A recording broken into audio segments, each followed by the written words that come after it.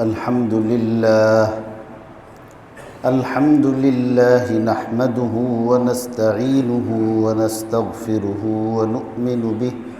ونؤمن به ونتوكل عليه ونعوذ بالله من شرور أنفسنا ومن سيئات أعمالنا من يهده الله فلا مضل له ومن يضلله فلا هادي له ونشهد أن لا إله إلا الله وحده لا شريك له ونشهد أن سيدنا وسندنا وحبيبنا وشفيعنا ونبينا ومولانا محمدا عبده ورسوله صلى الله تعالى عليه وعلى آله وأصحابه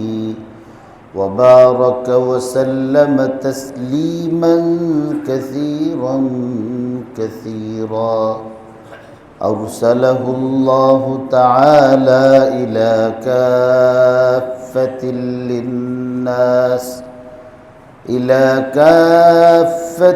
للناس بالحق بشيرا ونذيرا وداعيا إلى الله بإذنه وسراجا منيرا أما بعد فأعوذ بالله من الشيطان الرجيم بسم الله الرحمن الرحيم أمن يجيب المضطر إذا دعاه ويكشف السوء ويجعلكم خلفاء الأرض أإله مع الله قليلا ما تذكرون وعن النبي صلى الله عليه وسلم أنه قال الصلاة معراج المؤمنين صدق الله مولانا العظيم وصدق رسوله النبي الأمي الكريم ونحن على ذلك لمن الشاهدين والشاكرين والحمد لله رب العالمين معزز محترم মুসল্লিয়ান کرام মুরব্বিয়ান ism আল্লাহ তাআলার আশিক রসুলের আশিক দিন দরদি মুসলমান ভাইরা, আল্লাহ পাক রব্বুল আলামিন আমাকে আপনাকে শাবান মাসের শুক্রবার দিন জুমার নামাজ আদায় করার উদ্দেশ্যে আল্লাহর ঘর মসজিদে আসার বসার যে তৌফিক দিয়েছেন, সকলেই মহাব্বতের সঙ্গে আল্লাহর শুকরিয়া আদায় করি আলহামদুলিল্লাহ। আজকে এখানে আসার পর থেকে নিয়ে অনেকগুলি ঈদ পার করছি, শরীয়তের ঈদ। একটা তো রমজান মাসের ঈদ হয়, আর একটা কুরবানির ঈদ হয়। আমরা সকলেই বৎসরে আল্লাহর পক্ষ থেকে দেওয়া আনন্দের এই দুইটা দিবস উদযাপন করি। শরীয়তের দৃষ্টিতে এই দুই ঈদের পরে শরঈ আর কোনো ঈদ নাই, কিন্তু মানুষের আনন্দের অনেক দিবস আছে, অনেক কারণ থাকতে পারে। ঈদ ছাড়াও মানুষ ঈদের মতো আনন্দ অনুভব করে। উর্দু ভাষায় যখন কন্যাদেরকে অথবা আপনজনদেরকে বিবাহ বন্ধনে আবদ্ধ করাইয়া ঘর থেকে আরেকটা নতুন ঘর বাঁধাইয়া দেন, তখন মুরব্বীরা দোয়া করেন যে আল্লাহ তাআলা যে तुम्हारे हर रोज ঈদ जैसे हो, তোমাদের জীবনের প্রতিটি দিন যেন ঈদের মতো হয়, আর প্রতিটি রাত যেন হয় শবে কদরের মতো বরকতময়। ওনারা এইভাবে মুরব্বীরা দোয়া করেন। মানে মানুষ অনেক আনন্দ উদযাপন করে, কিন্তু ঈদের আনন্দের চেয়ে শ্রেষ্ঠ, নির্মল, পবিত্র আর কোনো আনন্দ নাই। এটা সেই আনন্দ, যে যত বেশি করবে আল্লাহ পাক তার উপর তত বেশি খুশি হইবেন। ওই দিন বেজার থাকাটা গুনাহ, ওই দিন আনন্দ প্রকাশ করাটা ইবাদত। কারণ আল্লাহ এখানে আল্লাহর বান্দাদেরকে খুশি হওয়ার জন্য হুকুম দিছেন, সুযোগ দিছেন। তো আল্লাহ তাআলা যখন হুকুম দিছেন, আনন্দের ব্যবস্থা করছেন, তারপরে বেজার থাকার অর্থ হয় সে আল্লাহর সিদ্ধান্তে খুশি না। এই জন্যে ঈদের মধ্যে বেজার হওয়ার কোনো সুযোগ নাই। যে বেজার হবে আল্লাহর নাফরমান হবে, আল্লাহর নিয়ামত, আল্লাহর অনুগ্রহ, দয়া থেকে সে মাহরুম, বঞ্চিত হবে। তো ঈদ তো ঈদুল ফিতর, ঈদুল আযহা, কিন্তু আমার কাছে একটা নির্মল পবিত্র আনন্দের শুক্রবার মনে হচ্ছে আজকের। এবং এই আনন্দ উদযাপনের জন্যে আমি অনেক দিন থেকে অপেক্ষায় ছিলাম, এবং এই অপেক্ষায় থাকতে থাকতে আমার অবস্থা এমন হয়েছে যে আজকের এই শুক্রবার যেন আমার মিস না হয়। আমি মঙ্গলবারে ব্রাহ্মণবাড়িয়া থেকে আসছি। এটা হলো এই আনন্দ। এই আনন্দের শুরুতে আমি আমাদের মসজিদের মুরব্বিয়ানে কেরাম, মোহতারাম সভাপতি সাহেব, সেক্রেটারি সাহেব, আমাদের আলহাজ আব্দুল সত্তার ভাই, মসজিদের আমাদের ইমাম সাহেব হুজুর, মুয়াজ্জিন সাহেব হুজুর, তারপরে এদের সঙ্গে আপনারা সকলেই একাত্মতা ঘোষণা করে নিজেদের আমল সংশোধন করার জন্যে, আল্লাহর ঘরে আশ্রয় নেওয়ার জন্যে বাড়িঘর ছাইরা আসার যে উদ্যোগ নিছেন, যে আমার নামাজ ঠিক করুন, আমার সূরা ঠিক করুন, এই যে একটা পবিত্র উদ্যোগ এই ফিতনার যুগে আপনারা নিয়েছেন, এই জন্যে আমি আপনাদের সবাইকে আমার অন্তরের অন্তঃস্থল থেকে অভিনন্দন জানাই। আল্লাহ আপনাদের এই উদ্যোগকে কবুল করে আমাদের সবাইকে মাফ করে দেন। বিশেষ করে আল্লাহ আমাকে যেন মাফ করে দেন এই জন্যে যে আমরা তো নমাজের জিম্মাদারি নিয়ে অনেক বড় বেকায়দার মধ্যে আছি। আমার আব্বা, আপনারা হয়তো বিরক্ত হবেন যে বাপের কথা বেশি বেশি বলে, অনেকেই বলতেও পারে। এটা আমি এমন এক বেহায়া সন্তান যে কেউ যদি এই জন্য আমাকে তিরস্কার করে, তো গন্ডারের চামড়ায় গুলি মারলে যেমন ঢুকে না, তা আমার শরীরে লাগে না। তা আমাকে কেউ যদি তিরস্কারও করে, আমি যদি খারাপ হয়ে থাকি, উদ্দেশ্য খারাপ হয়ে থাকে, আর আপনি যদি সমালোচনা করেন, তাহলে তো ঠিকই করছেন। তাহলে এটার প্রতিকার হলো আমি সংশোধন লাভ করব। আর আমার ভিতরে যদি কোনো ধরনের পঙ্কিলতা না থাকে, নোংরামি না থাকে, দুনিয়াবি কোনো উদ্দেশ্য না থাকে, এখানে যদি কোনো আখিরাতের ফিকির থাকে, আপনার কথা মতো যদি আমার মধ্যে সেই দোষ না থাকে, তা আপনি বললেই কি? আপনি তো ছাগলের বাচ্চারে হরিণের বাচ্চা করলে চলতো না, আর হরিণের বাচ্চারে কুত্তার বাচ্চা করলে এটা কুত্তার বাচ্চা হইতো না। এই জন্যে প্রত্যেক মানুষ আল্লাহর কাছে সাফ হইবার আগে নিজের কাছে নিজে সাফ হওয়া জরুরি। আমি যদি আমার নিজের কাছে সাফ হইতে পারি, তো এই পরিচ্ছন্নতা আমাকে শুধু দুনিয়ার মধ্যেই সাফ রাখবে না, আমার সামনের যে অনেকগুলি স্টেশন মঞ্জিল আছে, প্রত্যেকটা মঞ্জিলের গ্রিন চ্যানেল দিয়ে আমাকে জান্নাত পর্যন্ত পৌঁছে দেবে। এই জন্য আল্লাহ রাসূল সাল্লাল্লাহু আলাইহি সাল্লাম বলছেন, হাসিবু ক্বাবলা আন তুহাসাবু। মানুষে তোমার কাছে হিসাব চাইবে কেন? তুমি নিজে আগে পরিষ্কার হও, তুমি নিজে আগে পরিষ্কার হও। আমার আব্বা যখন ব্রাহ্মণবাড়িয়া জামে মসজিদের ইমাম নিযুক্ত হন। উনি যখন ইমাম নিযুক্ত হয়েছিলেন, ওনাকে ইমামতের এই জিম্মাদারি দিয়েছিলেন বিশ্ববিখ্যাত, বিশ্ববরেণ্য, আমার আপনার ধারণারও বাহিরে যিনি বড় আলেম বুজুর্গ ছিলেন, হজরত ফখর বাঙ্গাল হজরত মাওলানা তাজুল ইসলাম রহমতুল্লাহ আলাইহ। উনি ইমামতির জন্য পাঠাইছিলেন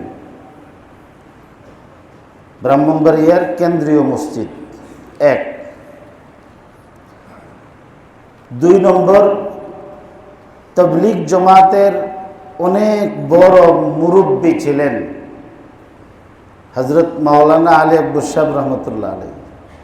উনি আমার আব্বার সাথী ছিলেন, আবার পরবর্তীতে আত্মীয়তার ক্ষেত্রে উনি আমার আব্বার তালুই হয়েছেন।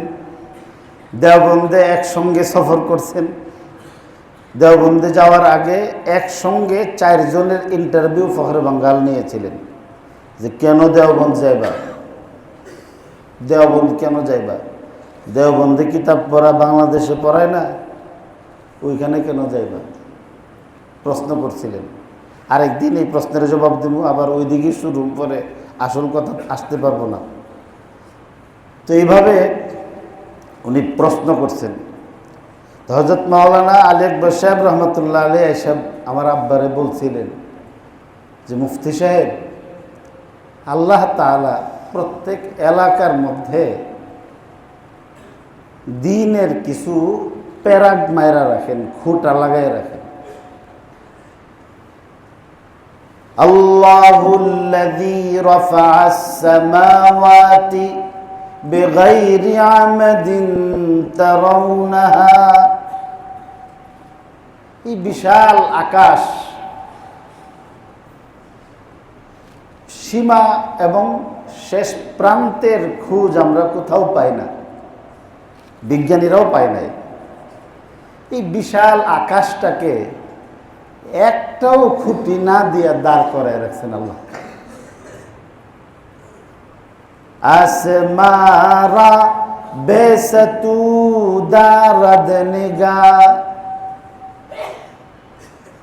আজ-জমিনে খশকে রুয়ানদ গিয়া, আজ-জমিনে খশকে রুয়ানদ গিয়া, আসমারা বেসতু দারদ নিগা।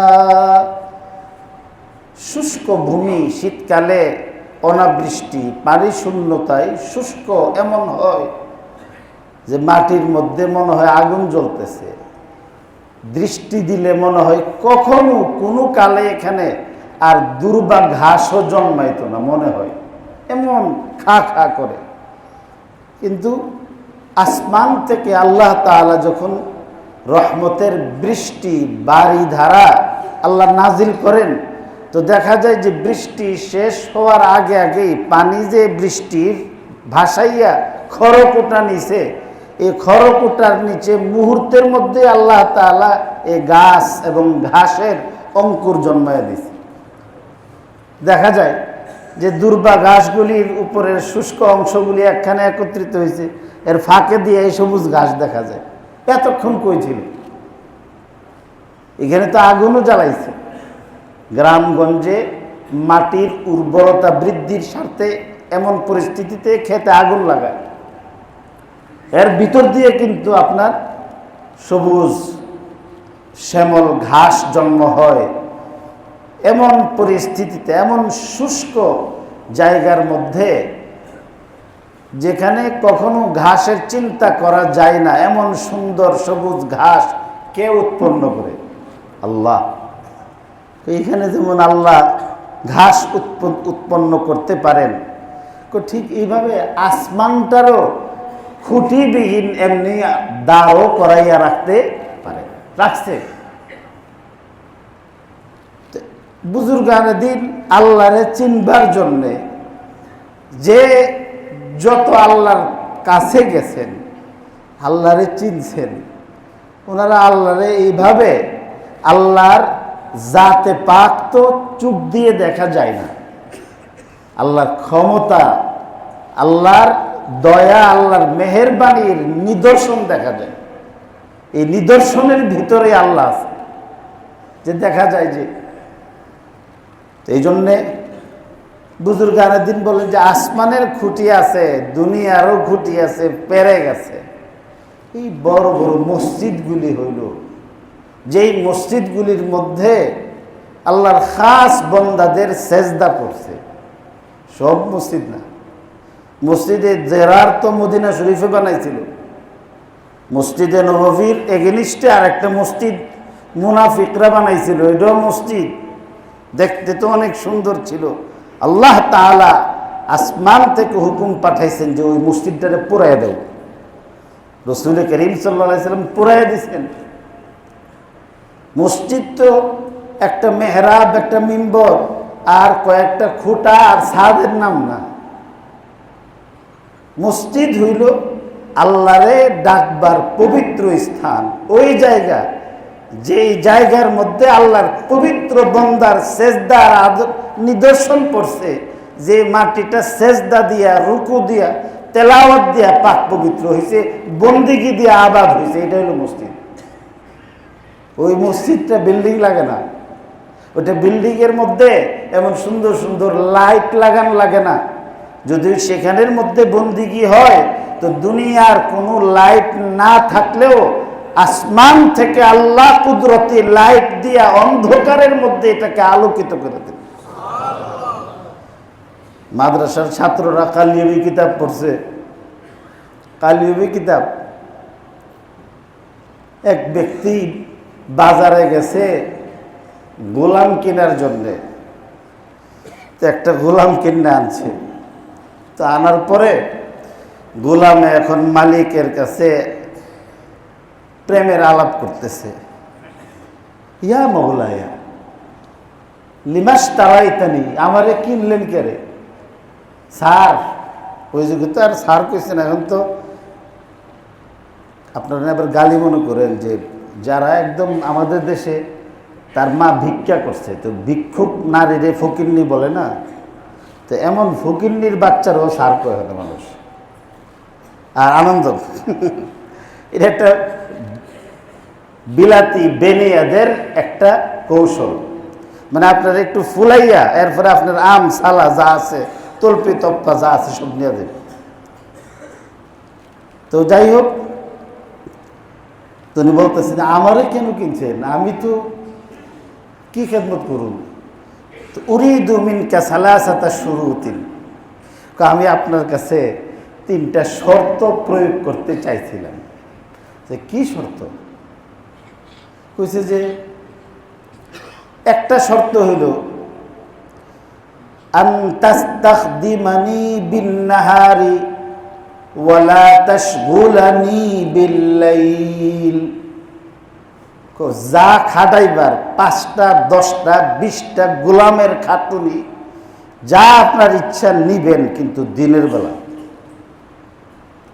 রাতের বেলা আমার কোনো গোলামের মধ্যে কাজের মধ্যে ডাক দিয়েন না।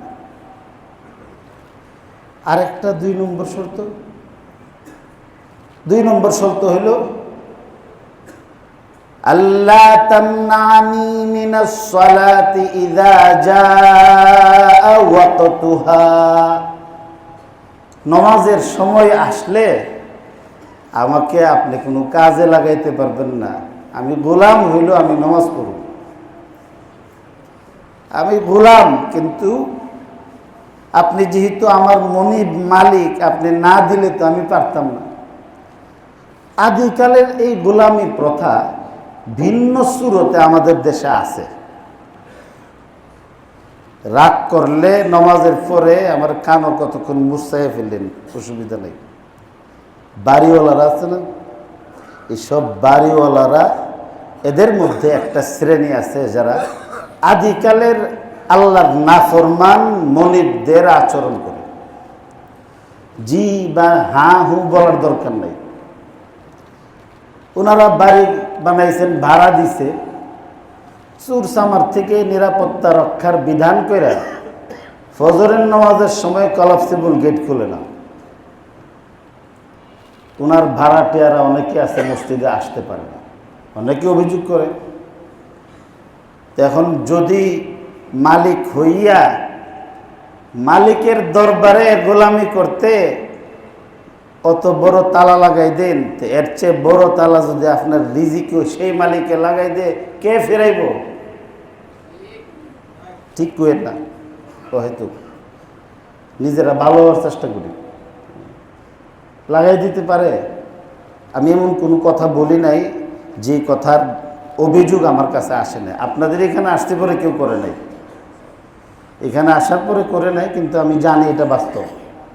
অনেকে আছে বাড়ির মালিক ভাড়াটিয়া পয়সা দিয়ে থাকতেছে, তারপরেও কিন্তু নমাজের সময় আপনার এটা খুলে দেয় না। অনেকে এসে বলে যে হুজুর সকালে হুজুর ফজরের নামাজে আসতে পারি না, হুজুর মনটা হুজুর ছটফট করে। আবার দূর দরাজ থেকে যদি আসতে চায় তাহলে তো অনেক সময় মানুষের জানের নিরাপত্তার উপর হুমকি থাকে। আমি শুনছি আপনাদের কাছ থেকে, এখানে কারোর কাছ থেকে, যে এখানে ফ্লাইওভার চালু হওয়ার পরে 253 জন না কতজন মানুষ এখানে মার্ডার করা হয়েছে এই ইয়াটার মধ্যে। কেন? এই দেশে কোনো মানুষ বসবাস করে না। এই যে হালাত, মানুষগুলিরে কিন্তু আপনার আমেরিকা থেকে কোনো লোক আইসা কি করছে না, মারে নাই। আরে ফিলিস্তিনের গাজা মানুষ মাইরা শেষ করছে, এখানে শিক্ষাইরা আপনার লাখ লাখ টাকার পেপসির বোতল শেষ করে ফেলছে। পেপসির বোতলের টেহার আগে লেগে গেছে গা, তোমার জন্য এই বোতলের টাকা থুয়ে রাখছে না। তুমি যে বোতল ফিনিশ করছো এটা তোমার আরেক ভাইয়েরটাই শেষ করছো। হ্যার যেটা নেওয়া কিন্তু নিয়ে গেছে। তো গাজার নিরাপত্তার জন্যে, মানুষের জন্য চিৎকার করে। ওই দেশের কোনো একজন স্বামী মারা গেলে তার স্ত্রী বিধবা হয়, টঙ্গী বাজারের কোনো স্বামী মারা গেলে তার স্ত্রী বিধবা হয় না, তার ছেলেরা এতিম হয় না। তো এদের ছেলেরা এতিম হয় না। চোখের সামনে আমার আপনার, আমি আপনি এখানে খারাপ করি বলেই এটার একটা বিরূপ রূপ, বাস্তবতা কোথাও কোথাও প্রকাশ পাইছে। আমি আমার সামনে যেটা আছে এটা কেন আমি ঠিক করি না। এই জন্যে সবাই আপনার নিরাপত্তার দাবি দেয়। সামনে নির্বাচন আসতেছে না, এখন তো মনে করেন নির্বাচনের আগে ওনারা যে আশ্বাস দেয় সব দলের, তো মনে হবে যে 12ই ফেব্রুয়ারির পরে তো হযরত উমর ইবনে আব্দুল আজিজের শাসন আরম্ভ হবে। একসঙ্গে বাংলাদেশের মধ্যে বাঘে আর ছাগলে দেখবেন খাইবে, এই ধরনের বলবে। আর এরপরে আসলে বাজান ওনাদেরকে পাওয়া খুব কঠিন। এই জন্যে আমরা আমাদের নিজেরটা ঠিক করি না কেন? উনি বলতেছেন মালিক রে যে আল্লাহ তামনানি মিনাস সালাতি ইযা জাআ ওয়াক্তুহা, নামাজের সময় হইলে আমার আর ফিরে রাখতে পারবেন না। 3 নম্বর, ওয়া আনতা জাআলানি বাইতান লা আদখুলু ফীহি বিগাইরি ইজনি, লা ইয়াদখুলু ফীহি আহাদুন গায়রি। বলতেছেন যে আরেকটা আমাকে ছোট্ট একটা কামরা দিবেন, অট্টালিকার কোনো প্রয়োজন নাই আমাকে, আমি থাকতে পারি, গোলাম মানুষ, চাকর মানুষ, এত বড় বাড়ি ঘরের কি দরকার একটা, কিন্তু একটা ছোট্ট জায়গা আমার জন্য বরাদ্দ করবেন, আমি ছাড়া কেউ ঢুকতে পারবে না। তো উনি ওনার অনেকগুলি কামরা দেখাইছেন, বলেন যে ঠিক আছে তোমার সবগুলি শর্ত মানলাম, নামাজের ওয়াক্ত আসলে ফিরাইব না, দিনে যা আছে কাজ নিব, একটা ঘর তোমাকে দিব, ঘর কোনটা নিবা পছন্দ করো। তো বিশাল তার হাবিলির মধ্যে ঘর একটা একটা একটা একটা করে দেখতে দেখতে দেখতে দেখতে একটা প্রান্তে গিয়ে একটা ঘর দেখলেন, যে ঘরটার মধ্যে কুত্তাও থাকত না, ভাঙ্গা চোরা, নির্জন, আবার একদম জীর্ণ শীর্ণ, বসবাসের উপযুক্ত না। আমার এটা দিলেই চলবে। তো মালিক অবাক হয়েছেন। মালিকের পক্ষ থেকে এইভাবে অফার দেওয়ার পরে আমরা তো ভালোটা নিতাম, আর সে নিছে যেটা বসবাসের অযোগ্য। তিনি বললেন যে এত সুন্দর সুন্দর প্রকোষ্ঠ, সুন্দর সুন্দর কামরা, বাড়ি ঘর থাকার পরে এই ভাঙ্গাটা তুমি কেন নিলা? প্রশ্ন করছেন। উনি বলেন যে আপনি কি জানেন না যে আল্লাহর জিকির যদি কোনো ভাঙ্গা ঘরেও করা হয়, এটারও আল্লাহ বেহেশতি অট্টালিকা বানায় দেবে। আচ্ছা ঠিক আছে, তোমার মতো থাকতে থাকো। উনি বন্দেগী শুরু করছে, কাজ করে, নামাজের রক্ত আইলে ফেরায় রাখে না, দিনের বেলা কাজ করে, রাতের বেলা তার ভাঙ্গা ঘরের মধ্যে থাকে। একদিন ওনাদের একটা অনুষ্ঠান ছিল মালিকের, আরবিদের মজলিস হয়, যারা আরব দেশ সফর করছেন, টাকা পয়সার তো অভাব নাই, এই জন্যে বিভিন্ন ধরনের অনুষ্ঠান করে। তো এই অনুষ্ঠানের মধ্যে রাতের বেলা সব আপনজন ফিরে যাওয়ার পরে ওনার ওয়াইফকে নিয়ে উনি একটু বের হলেন যে দেখি কি করতেছে। তো হঠাৎ করে দেখেন ওই যে ভাঙ্গা ঘরটা, ওই ভাঙ্গা ঘরটা আর ভাঙ্গা ঘর নাই, আসমান থেকে একটা কুদরতি আলু ওই ভাঙ্গা ঘরটার মধ্যে সোজা নাজিল হইতেছে। মালিকে দৌড়ে গেলেন, তো গিয়া দেখে দরজা নাই, জানালা নাই, রাত্রে এত গভীর রাতে তো কেউ এখানে আসারও কথা নাই। তো বাহির থেকে দাঁড়ায় দেখেন যে গোলামে সেজদার মধ্যে পড়ে আল্লাহর কাছে কাঁদতেছে। কিন্দিলুম মুআল্লাকুম মিনাস সামা, আসমান থেকে এইভাবে আলো আসতেছে আর ঝারঝার হয়ে কাঁদতেছে। তো ভাঙ্গা ঘরও যদি হয়, এটাও আল্লাহর জিকিরে বেহেশতি অট্টালিকা হইতে পারে। ভাঙ্গা খেজুর পাতার ছাউনিও যদি হয়, আল্লাহর ইবাদতের দ্বারা এটা পবিত্র মসজিদ হইতে পারে। মসজিদের জন্য বিল্ডিং জরুরি না, আমল জরুরি। তো আমার আব্বা যখন এই মসজিদের মধ্যে প্রথম ইমাম হয়েছেন, তো আলেক বসা হুজুর কইছেন, আলেক বসা বললেন যে মুফতি সাহেব, এটা কিন্তু একটা ইমামতি, আপনারে অনেকে অনেক কথা কইব, মাটিত কামড় দিয়াও আপনি এখানে থাকবেন। কেন বলছিলেন? যে এটা অত্র অঞ্চলের মানুষের হেদায়েতের একটা খুঁটা ছিল, এটা একটা পেরেক ছিল। আমাদের আমল খারাপ হইতে পারে, আপনার আমল খারাপ হইতে পারে, এই মসজিদটাকে এই পুরো অঞ্চলের একটা এমন হেদায়েত এবং ঈমান আমালের একটা খুঁটা মনে হয়। তা আমার আব্বা যখন ইমামতি করলেন, তখন উনি এসে বললেন, ওনার আরেক উস্তাদরে দাওয়াত দিচ্ছে না, উস্তাদে নিজেই মিষ্টি নিয়ে আসছে ছাত্রের জন্যে। আমরা তো চাকরি হইলে উস্তাদের জন্য নিয়ে যাই, আর উস্তাদে ছাত্রের জন্য আসছেন, ভালোবাসার কত মানে সুন্দর নিদর্শন। এসে বললেন যে মিয়া দাঁড়ান, আপনার ইমামতি হয়েছে আমি শুনছি। এরপরে বললেন যে আমি তোমার ডাইন পাওটাকে জান্নাতের মধ্যে আর বাম পাওটাকে জাহান্নাম, এই দুইটা জায়গার মধ্যে দিয়া মাঝখানে তোমার আমি দাঁড় করাই দিছি, এর নাম হইল ইমামতি। তো আমরা বেকায়দার মধ্যে আছি না? ইমাম সাহেবরা অনেক বেকায়দার মধ্যে আছে। ইমাম সাহেব শুধু তার নিজের নামাজ ঠিক করলেই চলে না, অন্যদের নামাজও ঠিক করার প্রয়োজন পড়ে। এই জন্য উনি বলছিলেন যে তুমি ডান দিকে বর দিলে বেহেশতে যাইতে পারবা। এখানে যত লোক কিয়ামত পর্যন্ত নামাজ পড়বো, এটা এত লাভজনক ব্যবসা।